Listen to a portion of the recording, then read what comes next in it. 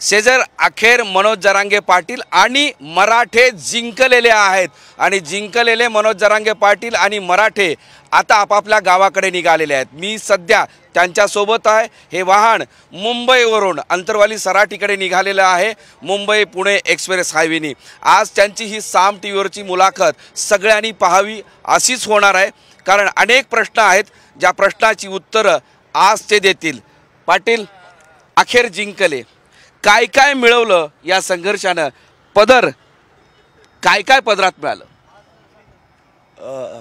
मराठा समाज हा आरक्षणापासून खूप दिवसापासून वंचित होता आणि त्या इतक्या भयानक वेदना होत्या की ते आक्रोश आणि त्या होणाऱ्या लेकरांच्या त्रासदायी किंकाळ्या हे माणसाचे काळीच कापल्यासारखं होत होतं। कधी काळी असं वाटायचं की एवढा मोठा समुदाय आपला असताना आपल्याला असणारं आरक्षण का दिलं जात नाही? आपण कमी कुठं पडायला लागलो? शक्ती तर कमी नाही आहे, लढायला ताकदही कमी नाही आहे, समुदाय बी कमी नाही आहे। मग असं होतं का की मराठ्यांच्या पोरांना या आरक्षणा वाचून अलिप्त राहायला लागतंय? आणि हे कुठं मनात घेतली जिद्द की आता आपण जर याच्यात घुसलो तर मागा नाही सरकायचं। मग वेळेप्रसंगी आपल्याला आपला स्वतःचा जीव गमावायची जरी वेळ आली तरी तुला गमावं लागेल, तुला उतरायचं असेल तर या ताकदीनं उतर, असा मनाशी ठाम निश्चय केला आणि मी त्याच्या ताकदीनं उतारलो। मात्र ध्येय असलं आणि माणसात जरी इच्छाशक्ती असली तर या जोरावरती एकाच्या रुपयाची सुद्धा गरज लागत नाही, फक्त माणसात मनात जिद्द असायला लागते आणि रात्रंदिवस कष्ट करण्याची तयारी ठेवा। मागं पुढं बघू नका, कशाचीच गरज नाही, माणूस जिंकतो म्हणजे जिंकतो। आज हे जिवंत उदाहरण आहे। मराठे एका सामान्य शेतकऱ्याचं लेकरू आहे मी सहज हाक दिली की मायबापाव फक्त जमा, मराठ्यांच्या पोरं कसे मोठे होत नाहीत, आरक्षण कसं दिलं जात नाही ते बघतो।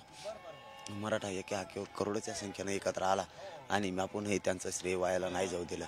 पूर्ण शक्ती त्यांची आपण कामाला लावली, पूर्ण शक्ती उपयोगाला आणली। आज मराठ्यांच्या लेकराच्या त्या पदरात आरक्षण पडलंय, आज पदरात आरक्षण पडलंय आणि ते पडणार होतं। एक मिनटं उभा राहून त्यांना ही करू, उभा राहून पदरात तुम्ही 13 मागण्या द्याव्यात, त्याच्या पूर्ण करात अशी मागणी केलेली होती, त्यात कशा कशा पद्धतीने ते पूर्ण झालं? मराठा समाजाच्या संघर्षाचा हा विजय। मागण्या किती मान्य झाल्या त्यापेक्षा मराठा समाज किती एकवटला आणि एकवटल्यावर काय होतं हा संदेश देशासाठी खूप महत्त्वाचा। एक मी सामान्य घरातून आलो आणि खूप काही लोक माझ्या याच्यावरती होते की खूप मला संघर्ष करायला लागला, लोकांना माहीत नाही, मला आतून खूप ही करायला लागलं, पण मी सगळ्यांना पुरून उरलो। त्या माध्यमातून षडयंत्रही झाले आणि कुटाने वाढले, सगळ्या गोष्टी झाल्या, परंतु मी नाही हटलो। मी समाजासाठी काम करत राहिलो ताकदीनं। आज त्याचं फळ असं आहे की मराठ्यांच्या पदरात खरं काय पडलं तर मराठ्यांना 54 लाख नोंदी मिळाल्या, त्या आयुष्याची भाकरी मिळाली। त्या माध्यमातून 4-4, 5-5 पत्र जरी म्हणलं, 4-4, 5-5 जरी म्हणलं तरी 2 करोड मराठ्यांचं आज कल्याण झालेलं आहे ह्या मराठ्यांच्या फक्त एकजुटीमुळं। आणि जे होणारच नव्हतं ते झालं की ज्यांच्या नोंदी नाहीत या सगळ्या सोयऱ्यांच्या गणगोता ते सगळी सोयरे यांचं राजपत्र निघालं, अध्यादेश निघाला। हा मराठा समाजासाठी खूप चांगला संदेश आहे आणि हेच नेमकं सरकार करत नव्हतं। 2 महिन्यापासून मी बोंबलत होतो त्यांना की तुम्ही हे करा, हे अध्यादेश काढा, ते टाळत होते। त्यांना माहीत होतं की यापासून मराठा समाजाचे काय होणार आहे आणि मी नेमका त्याच हट्टाला पेटलो होतो आणि मराठा समाजाला हाक दिली, चला गड्यानं आता मुंबईला गेल्याशिवाय आपल्याला पर्याय नाही, आपल्याला जिंकायचं। आणि मराठे त्या ताकदीने गेले, करोडोनं मराठे मुंबईत घुसले। सरकारला नाही विराजानं त्याच दिवशी हा पवित्रा घ्यावा लागला की सगळे सोयऱ्यांचा राजपत्र अध्यादेश काढून सरकारनं काढला। पण आता तोच अध्यादेश भीती वाटते की चॅलेंज होईल? नाही, हे काय मी म्हणतो पहिल्या दिवशी असलं बोलणं बरोबर नाही। हे काय की शेवटी एवढा मोठा कायदा तयार झाला आहे, सगळ्यांसाठी झाला। मराठ्यांची नियत इतकी साफ आहे की मराठ्यांसाठी तो बनवलाच, पण ओबीसी इतरांसाठी सुद्धा त्यांना त्याचा फायदा घेता येणार आहे। त्यांच्यासारखे नाहीत आम्ही जळणारे किंवा पोटदुखी आमची नाही आहे। आम्हाला वाटतं आम्हाला सगळ्या सोयऱ्यांना दिलं ना, घ्या त्यांना पण, त्यांच्याही सगळ्या सोयऱ्याला मिळू द्या। नेस साफ असायला लागते, कोणाला काही मिळायला लागलं विरोध करायचा, सभा घ्यायला लागले की सभा घ्यायच्या, मोर्चे काढायला लागले की मोर्चे काढायचे, अशी वृत्ती आमची नाही आहे। पण असं सोशल मीडियावर सुरू आहे की मराठे जिंकले पण तहात हारले, तर कुठं झालाय? तर कुठं झालंय? पदरात पाडून घ्यायचं होतं ते पाडून घेतलं पण ती जास्त काळ टिकेल नाही टिकेल असं मग त्याला तर म्हणतात का काही उगा आपलं काय मला म्हणता असं निगेटिव्ह बोललं ना नाही चालत. तुम्ही समाजाचं एवढं मोठं समाज एकत्र झाला आणि समाजाचं कल्याण व्हायला लागलं सोशल मीडियावर टाकून तुम्हाला कोणचा शहाणपणा गाजवायचा टाकणाऱ्याला. मग तुम्ही कोण शहाणे लागून गेलात लगे. तुम्ही जर एवढे शहाणे होते अमकं झालं आणि तमकं झालं तर इतके दिवस कुठं झोपले होते का मग चार भिताडाच्या आत समाजाच्या जीवावर मोठे झालेले तुम्ही सोशल मीडियावर टाकणार समाजाचं पहिल्यापासून वाटोळं करायला निघलेले तुम्ही. आता समाजाला इतक्या गोष्टी मिळाल्यात की समाज कोण ना करू शकतो की आज मराठा 1.5-2 करोड मराठा आरक्षणात गेला. कोण ना करू शकतो. हे 70 वर्ष झाल्याने ते आत्ता झाले. कोण ना करू शकते. आणि उगाच सोशल मीडिया टाकत तयार हरले तुला उद्योग आहे का काही दुसरा. ते मग ह्या सगळ्या संघर्षाचा काळ तुमच्या डोळ्यासमोर येत असेल ना. मला असं वाटतं की तुम्ही 10-12 वर्षापासून तर त्यापेक्षा 15 वर्षापासून याच आरक्षणाच्या मुद्द्यावर तुम्ही संघर्ष करत आहात. तो सगळा आज आठवतोय. ते आहे बघा आपण काम करणं हे एकदा वृत्त घेतलं तर करायला पाहिजे. बघा बेगडेपणा न करणं किंवा समाजाचा स्वार्थ उचलायचा आपला संघर्ष डोळ्यासमोर आणायचा आणि मग आपल्याला काहीतरी त्यातून मिळवायचं हे उद्देश ठेवून कामं केले की तुम्ही संपणार म्हणजे संपणार आणि तुम्ही समाजाला सुद्धा संपवणार. आपला उद्देश स्पष्ट असला पाहिजे की समाजासाठी काम करायचं नाही. कोणाच्या पदाला आणि रुपयाला हात नाही लावायचं. 1 रुपयासुद्धा घ्यायचा नाही आणि कोणाचे पैसे पण खायचे नाही. समाज त्यावेळेस मात्र डोक्यावर घेतो. माझ्या समाजानं मला मायबापापेक्षाही प्रचंड प्रेम दिलं आणि त्याचं प्रतीक आता हे सोशल मीडियावर टाकणाऱ्याला काय होतं. तुला काय घरात बसतो रानात बसलेला शिंकुडं तो राजकीय स्वार्थापोटी तुम्हाला पहिल्यापासून त्यांचे पाय चाटायची सवय लागलेली तुम्ही त्याच्यापोटी मराठ्यांनी एवढा मोठा विजय मिळवून आणला त्याची स्तुती करण्याऐवजी तुम्ही काहीतरी टाकणार अमुक होणार तमुक तुम्हाला धंदेच काय दुसरे समाजाचे वाटोळं करायचे भाषा बोलल्याशिवाय. तुम्ही म्हणाले तुम्ही अनेकदा असं म्हणतायत की एक कोणीतरी विचारलं की ते राजकारणात जाणार नाही. तुम्ही अगोदर स्पष्ट केलं होतं की राजकारण हा माझा भागच नाही. पण आरक्षणावर राजकारण करू इच्छिणाऱ्यांना तुम्ही सगळा समाचार चांगलाच घेतलेला आहे आतापर्यंत. मग ते कुठल्याही जाती धर्मातला असू द्या. यांना धंदेच ते येत ना हो. यांना धंदेच ते यांचं पुढं बूड बसलेलं आहे. मराठ्याच्या जीवावर खातपेत होते यांचं पुरं बूड बसलेलं आहे.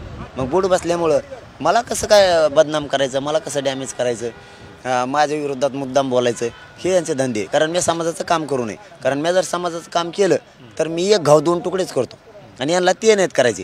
त्याच्या जीवावर यांना यांच्या पळ्या भाजून घ्यायच्या आणि समाजाचं वाटोळं करायचं समाजाचं लेकराचं वाटोळं करून टाकायचं ही यांची भूमिका आहे. आणि माझं कसं मी एकदा एखादं काम घेतला त्याचा तुकडाच पाडतो आणि समाजाला तेच पटलं आहे की हेच कामाचं आहे हेच आपलं पोरगं आहे आपल्या लेकरासाठी लढतं आहे आपण याचं पाठीशी राहायचं. मग त्यांचे लागले पोटं दुखायला अमुक होणार आहे तमुक होणार होऊन ते काय व्हायचं तुला काय करायचं घरात झोपवतो उगा काड्या लावतो. मराठा समाज आहेत त्यांना धडाच शिकविणार काय व्हायचं काय नाही. आम्ही खंबीर आहेत पुन्हा लढायला.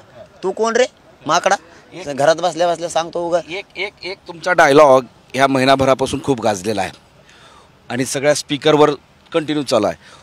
आरक्षण घेतल्याशिवाय स्वस्त बसणार नाही आणि त्यानंतर ओबीसी नेत्याला झोपवल्याशिवाय शांत बसणार नाही. झालंच की मग हे नाही की दिसत त्या सोशल मीडियावर टाकणाऱ्या भंगारा कोणी त्याला काही टाकतो उगं. मला ना कोणची चिडे माहिती आहे का तुम्ही कधीतरी समाजाच्या बाजूने बोला रे तुमच्या स्वार्थाच्या बाजूने कुटुंबाच्या बाजूने करू तोच कुटुंब सुधारण रे समाजाचं माह्या उभी रांगोळी होईल. तू कशाला तो आहे स्वार्थासाठी कुंकडं बरळतो उगच समाजाला वेठीस धरून समाजाचं वाटोळ करायचा अधिकार कोण दिला तुला. तो विषय तुम्ही ओबीसीच्या नेत्याबद्दल बोलत होते. नाही त्यांचं तर काय आता त्यांना दिसतंयच 57 लाख गेले. आता पुन्हा परिवाराला अर्ज करायचे त्याच्या परिवाराने 5-5 अर्ज धरू आपण. तुम्हाला सांगतो आता 2 कोटी मराठा आरक्षणात गेला आणि आता तर नवीन आणलं गणगोता ते सगळ्या सोयऱ्याचा सुद्धा अध्यादेश आणला आणि ह्या अध्यादेशासाठी 2 महिने माझा संघर्ष सुरू होता. तुम्ही हे करा आणि ते मुद्दाम टाळायचं याला करायचं नव्हतं. त्यांना माहीत होतं हे जर केलं मराठा गेला. ते डायलॉग नाही यांच्यासाठी काही गरज नाही. मी माझ्या समाजाच्या जीवावर समाजाने पाठबळ दिलं यांना पुरून उरणार आहे. मी यांना किती टोळी बनवू द्या शेवटी सत्याचा विजय होतो. खरं पाहिजे फक्त. आज माझ्या मराठा समाजाला श्रेय पुरं या आरक्षणाचा विजयाचं माझं नाही. कायदा बनवला का नाही बनवला मला बाकीचं माहीत नाही. मी जे बोललो ते केलं की नाही 54 लाख प्रमाणपत्र वाटायचे त्यांच्या परिवाराला द्यायचे आणि ज्यांच्या नोंदीने त्यांच्या सगळ्या स्वाऱ्यांचा कायदा बनवायचा अध्यादेश काढायचा. बोललेलं केलं का नाही केलं. मग माझ्या समाजाला दिलेला शब्द मी पार पाडला पार पाडला. आणखीन काय करायला पाहिजे? आणखी एक प्रश्न आहे की ज्यांच्या नोंदी नाहीत किंवा त्यांच्या नातेवाईकांच्या नोंदी नाहीत, विशेषतः मराठवाड्यातला विषय तुम्ही सातत्यानं हाती घेतला, कारण नोंदी किती एक 32,000 काहीतरी नोंदी मिळालेल्या आहेत. तर त्या नोंदीच्या बेसवर आता एवढ्या मोठ्या मराठवाड्यातल्या सगळ्या गावागावातल्या लोकांना मिळतील का, असा एक प्रश्न आहे. आणि त्याबद्दलसुद्धा तुम्ही आंदोलनात प्रामुख्याने महत्त्वाची भूमिका बजावली. त्याचं उत्तर त्याबद्दल पदरात काय पडलं? मराठवाड्यातल्या मराठ्यांनी टेन्शन फ्री राहायचं. जवळ माझ्याकडं आंदोलनाचे धुरा आहे तेव्हा टेन्शन फ्री मी सांगतानाच सांगितलं सरकारला. आणि त्याचं पत्रकसुद्धा आपण घेतलं आहे. तोही शासन निर्णय ते करणार. ते आता शिंदेसाहेबाच्या समितीकडे ते सगळं पाठपुरावा करणार. हैदराबाद संस्थांचं 1884चं गॅझेट ते स्वीकारायचं सांगितलं. ते स्वीकारणार आहेत. त्यांनी ते कबूल केलं. जनगणनासुद्धा आहे 1884, तीसुद्धा स्वीकारण्याचं कबूल केलं आहे. मराठवाड्यातला मराठा आरक्षण वाचून राहत सगळ्या सोयऱ्यात मिळालेल्या नोंदीत आणि गॅझेटमध्ये पुरा मराठा समाज. 10 दिवस 4 दिवस लेट होईल, ही प्रक्रिया मोठी आहे. पण जिथं जिंकायचं होतं सगळ्या सोयऱ्यात तिथं आपण मराठी जिंकलेलं आहे. म्हणून हा मराठ्यांचा विजय. बॉम्बे गॅझेट असेल, बॉम्बे गव्हर्नमेंटचं, सातारा संस्थांचं असं आपण सगळं घ्यायचं सांगितले. देवी लस घ्यायचं सांगितल्यात. आपण संस्थानाचे असणारे पुरावे घ्यायचे सांगितले.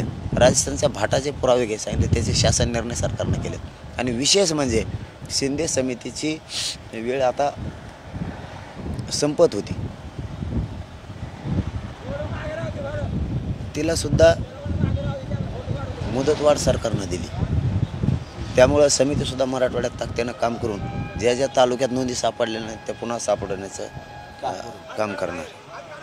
तुम्हाला खूप त्रास झाला या काळामध्ये, राजकीय लोकांचा पण त्रास झाला.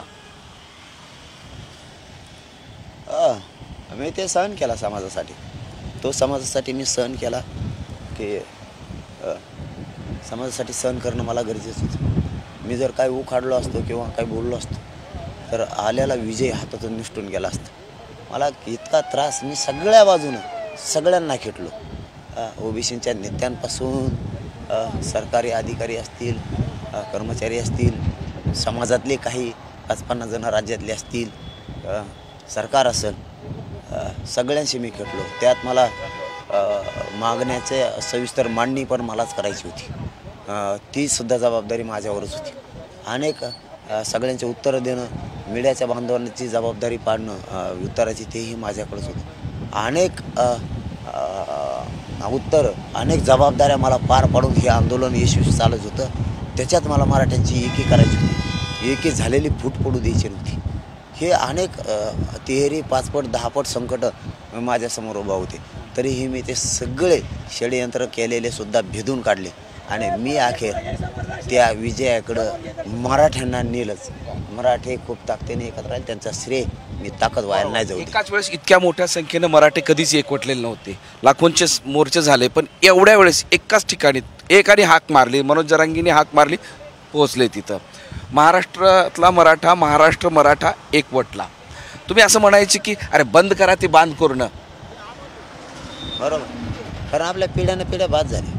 आणि मी समसानाच्या TV च्या माध्यमातून पुन्हा एकदा तेच आव्हान मराठा समाजात होतं. साध्या एका बांधासाठी आपण 2-2, 4-4 पिढ्या झाला आपला समाज बोलत नाही. लय मोठा समाज आहे आपला. मायबापा एक राहा.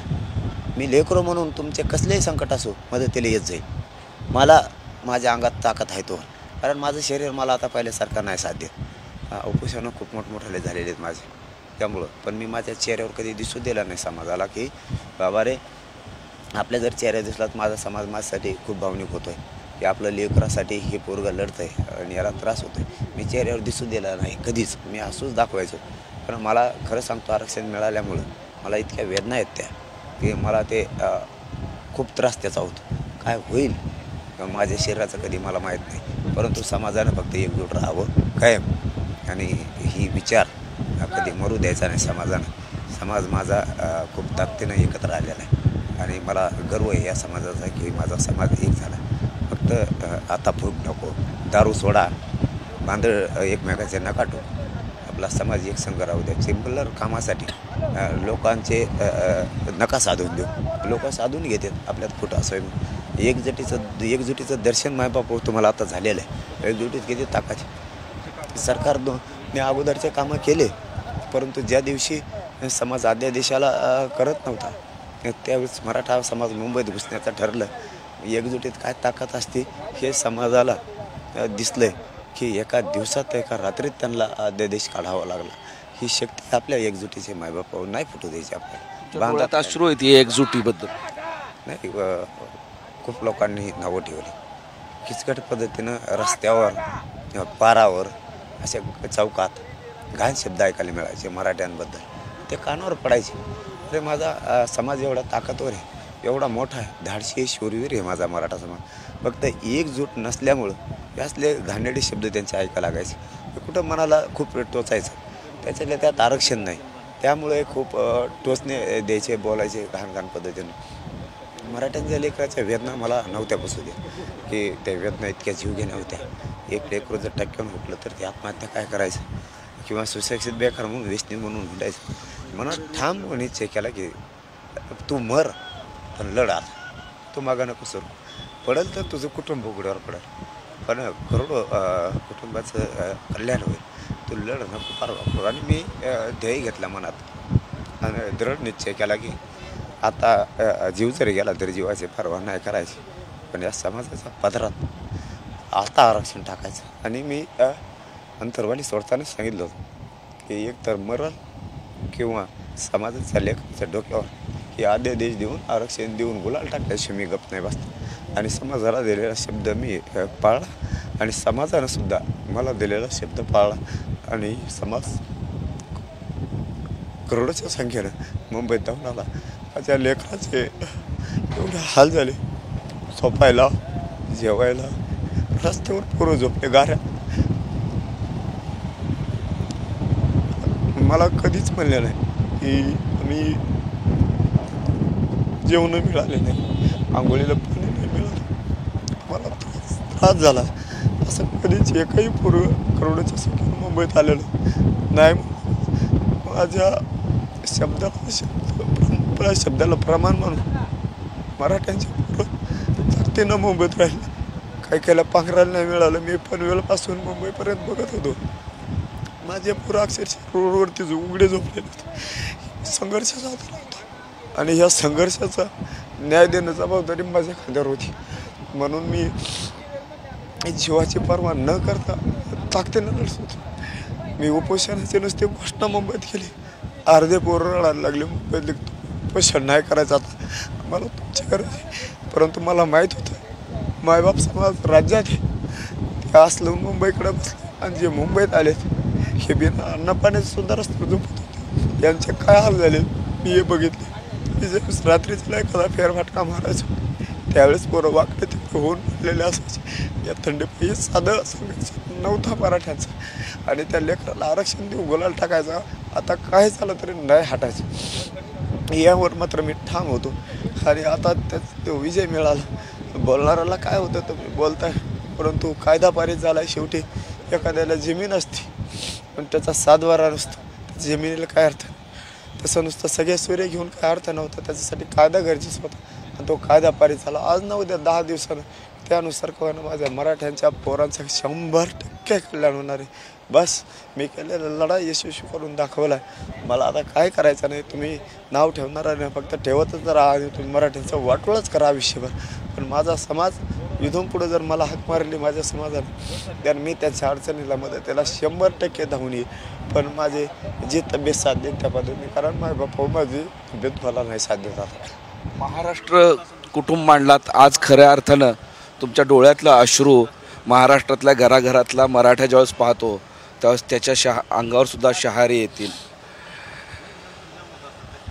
कुटुंब आता तुमची कन्सेप्टच बदललेली आहे, तरी पण एक कुठंतरी एक धागा छोटासा असा जो मूळ आपल्या कुटुंबाबरोबर आई वडील पती पत्नी 2 मुलं त्यांच्या पण मनातली वेदना प्रचंड आहे. मग ते तर म्हणजे त्यांच्याबद्दल काय बोलावं.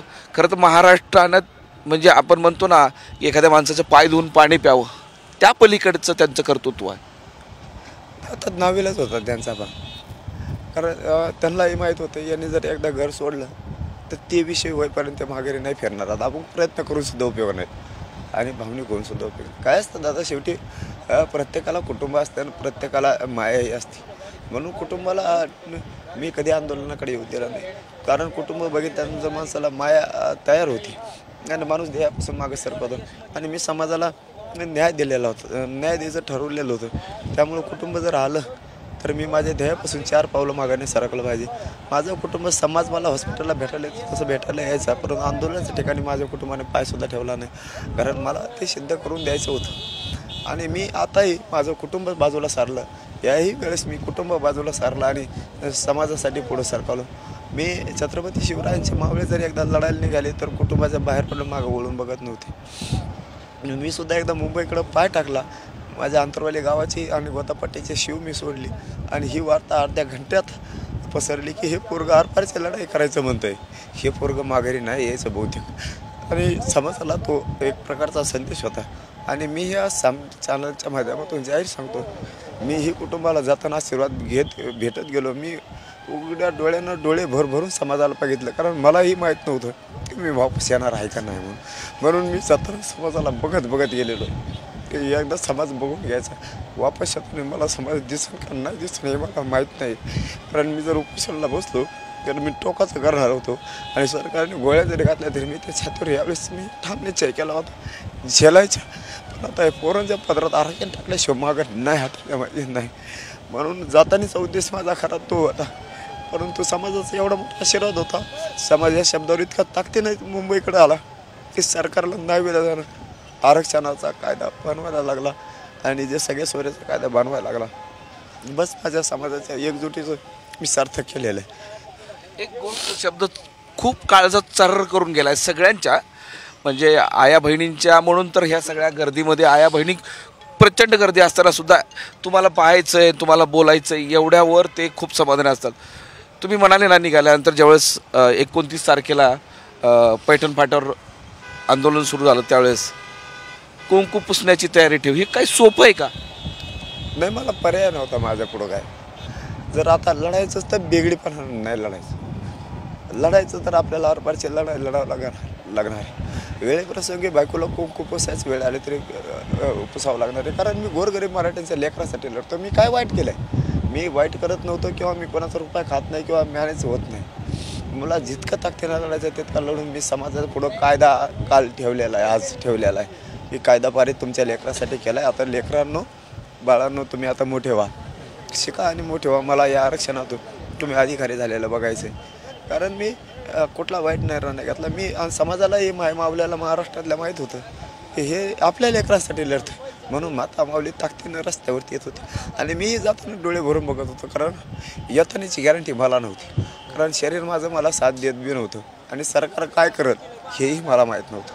कारण षडयंत्र रचलेत, ट्रॅप रचलेत हे मला कळत होतं. कारण मी भेकड नाही आहे म्हणून मला मागं हटणारातला मी नव्हतो. मी गोळ्या झेलायची तयारी होती आणि त्यांचा ट्रॅपसुद्धा काय असेल त्यालाही सामोरं जायची माझी तयारी होती. आणि आमरण उपोषणाला बसलो. सरकारने ट्रॅपमध्ये जरी नाही घेतलं तरी मला माहीत होतं मी ह्यावेळेस 100% जाणार आहे. कारण शरीराच्या पहिल्याच वेदना कमी नाही आहेत. आता जर बसलं तर एकच दिवस बसलो तरी मला चक्कर आल्यासारखी होत होती. तरीही मी समाजाला किंवा माझ्या समोरच्या पोराला ते दिसू दिलं नाही. तरीही मी 3-3, 4-4 वाजेपर्यंत समाजाच्या पोरात राहत होतो. त्याचा हट्ट पुरवत होतो, फोटोचा असेल किंवा भेटायचा असेल. मी सांगितलं नाही की मला लय त्रास होतो, मला आराम करणं यार गरजेचंच आहे. मी म्हणायचंपर्यंत ते ऐकत नसायचे तरी मी झोपायचो.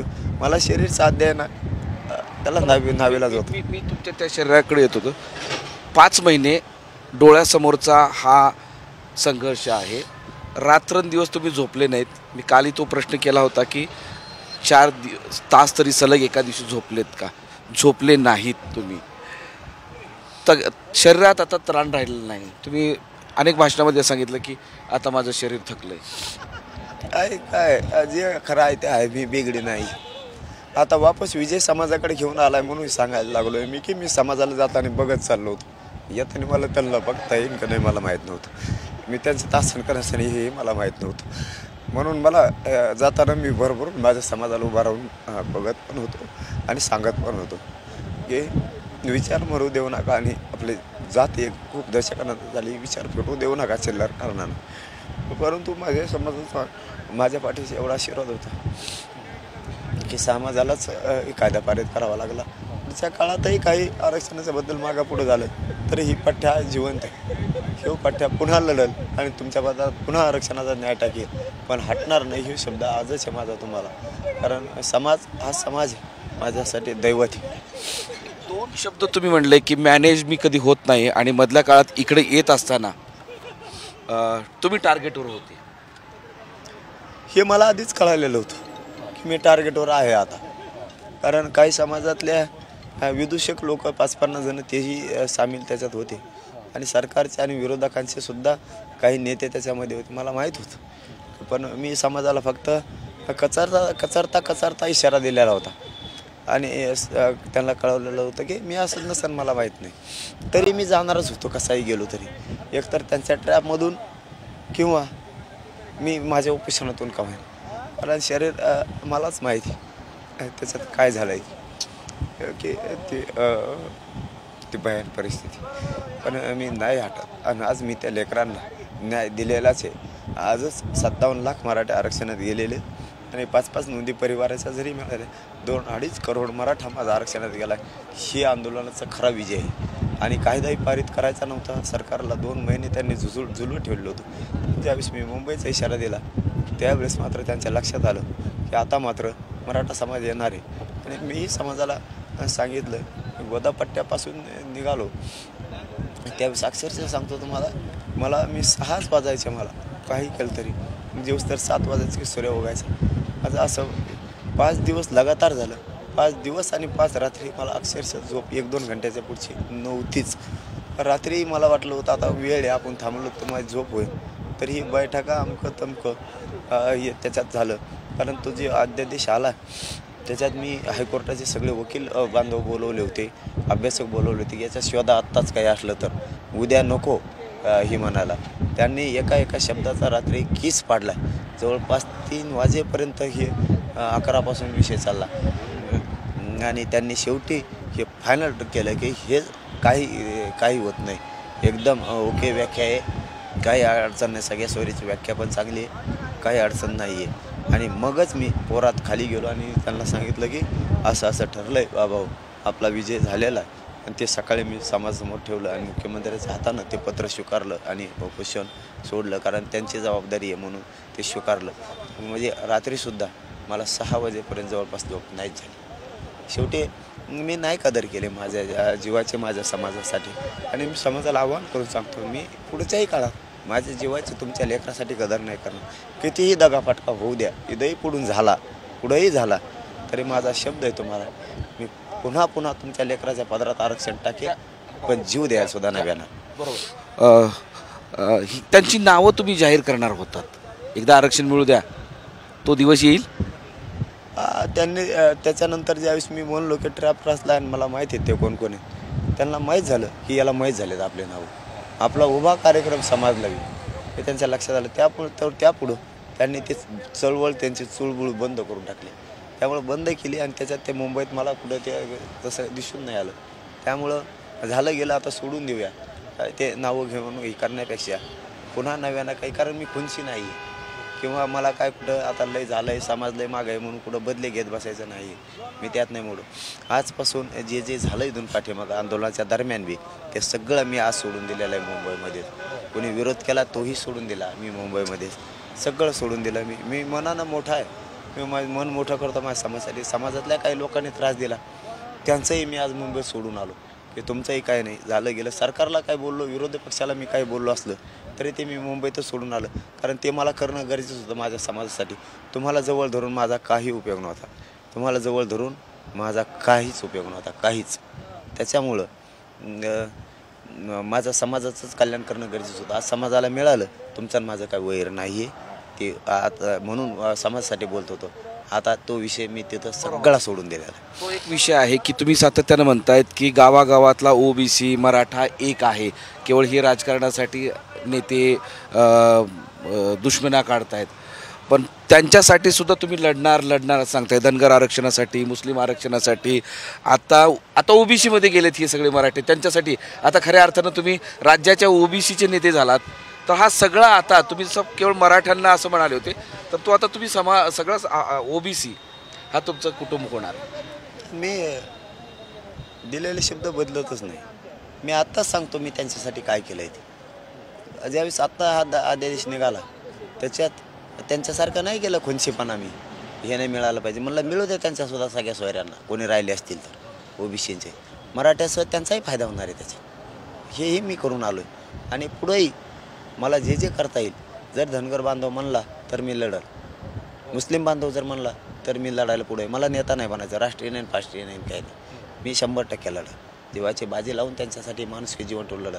आणि आमचं गाव खेड्यात काय नाही, आमचं एकमेकांविषयी चांगलं मत आहे, मनसुद्धा आहे. 100% आपण ते लढासुद्धा लढू. पण आम्ही तुमच्यासारखं कधीच करणार नाही. त्यांच्या नेत्यासारखं आम्ही सभा घेतली मग त्यांनी घ्यायची, आम्ही आंदोलन केलं मग त्यांनी केलं, आम्ही मोर्चा केला मग त्यांना काढायचा. हे असले चिल्लर चाळे मी नाही करत. हे असले चिल्लर चाळे मी नाही करत. मी ते सोडून दिलं सगळं. आता टप्पा आला आहे तो विजयाचा. टप्पा विजयाचा आलेला आहे. विजय जवळ आलेला म्हणजे विजय झाल्यानंतर तो जल्लोषाचा. तो जल्लोष कुठे आणि कसा असेल तेच आता अंतर्वालीत गेल्याच्या नंतर आम्ही ठरवूयात आता पुढची दिशा कशी काय. कारण तालुक्यात जिल्ह्यात आम्हाला टीमाही तयार करायला लागणार आहेत. कुणबी नोंदीचे प्रमाणपत्र कसे मिळवायचे, अर्ज कसे करायचे, सगळ्या सोयऱ्यांना कसं मिळवून द्यायचं हेही गरजेचं आहे. आणि त्यावरही काम करायचं आहे. आणि कुठे जल्लोष करायचा काय करायचं सगळ्याला विश्वासात घेऊन बैठक घेऊन एक तारीख ठरवू आम्ही की या दिवशी बैठक घेऊ आणि त्यात ते बैठकीच्या दिवशी ठरवू काय करायचं. थँक्यू. आणखी वेगवेगळ्या मुद्द्यांवर पुढच्या टप्प्यामध्ये आपण त्यांच्याशी बोलूयात. ही त्यांची मुंबईच्या सभेनंतरची आणि आरक्षण मिळवल्यानंतरची मुलाखत आहे. या मुलाखतीत काही महत्त्वाच्या गोष्टी त्यांनी मांडलेल्या आहेत. एकतर हे मोठ्या कष्टाने मिळालेलं आहे आणि ते टिकेल, त्याचबरोबर तसं आश्वासन मुख्यमंत्र्यांनी दिलेलं आहे. सोबतच सोशल मीडियावर जे उगीच वेगवेगळ्या विषयांवर चर्चा करतात त्यांनाही त्यांनी सुनावलेलं आहे. त्यासोबतच ओबीसी बांधव असतील, धनगर असतील, मुस्लिम असतील त्यांच्यासाठी सुद्धा आम्ही सोबत आहोत, ते वेगळे नाहीत अशी भूमिका मनोज जरांगे पाटलांनी व्यक्त केलेली आहे. मन त्यांचं हळवं आहे, डोळ्यात अश्रू आहेत. सगळा समाज, मराठा समाज हा माझं कुटुंब आहे या ओळीला धरून त्यांनी आपल्या डोळ्यातला अश्रू या महाराष्ट्रासमोर खरंच दाखवलेला आहे. आणि त्यांची ही मुलाखत आणखी पुढे असंच राहणार आहे. सध्या इथंच थांबूयात. मोहम्मद इरफानचं माधव सावरगावे, साम TV, मुंबई.